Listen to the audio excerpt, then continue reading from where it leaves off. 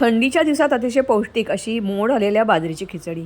एक मापभर बाजरी घ्या, ती 24 तासानंतर फडक्यात उपसा, त्याला मोड यायला वेळ लागतात आणि मग मोड आलेली ही बाजरी आणि दाणे एकत्र शिजवून घ्या. तोपर्यंत भाज्या घ्या. कांदा, मसाला, नारळ, मिरची, कोथिंबीर मस्ट आहे. बाकीच्या भाज्या आवडीप्रमाणे घ्या. मी फ्लॉवर, कोबी, फरसबी आणि सिमला मिरची घेतलेली आहे. या मोठ्या मोठ्या कापायच्या आहेत आणि बाजूला ठेवून द्यायचे आहेत. अर्थातच आता वेळ आलेली आहे आपल्याला डाळ, तांदूळ आणि गव्हाचा रवा हे करायची. हे धुवून घ्यायचं आणि परत बाजूला थोडा वेळ ठेवून द्यायचं. बाजरीत मिसळायचं नाही आहे, एकत्र करायचं नाही आहे. आता फोडणी करा. फोडणीमध्ये नेहमीचीच फोडणी, वेगळं काहीच नाही आहे. आणि आता त्याच्यामध्ये आधी कांदा परतून घ्या. कांदा परतल्यानंतर मग धुवून ठेवलेली जी गव्हाचा रवा, तांदूळ, डाळ ती घाला आणि परत एक शिट्टी काढा आणि बाजूला ठेवून द्या. एक शिट्टी बास होते.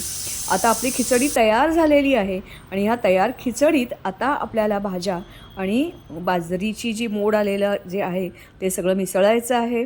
एकच शिट्टी बास होते, कारण बाजरी शिजलेली आहे, माऊ तयार झालेली आहे. पाणी जरा जास्ती घालायचं आहे, कारण जास्ती पाणी माऊ माऊ खायला ही जास्ती मजा येते. त्याचबरोबर नारळ, कोथिंबीर आणि मसालासुद्धा घालून घ्या. निम्मा आधी घाला, निम्मा बाजूला ठेवा आणि मग सर्व शिजल्यानंतर मग खायला घेताना त्याच्यावर गरम गरम गाईचं तूप, मिरची, कोथिंबीर अतिशय छान लागते. एन्जॉय करा.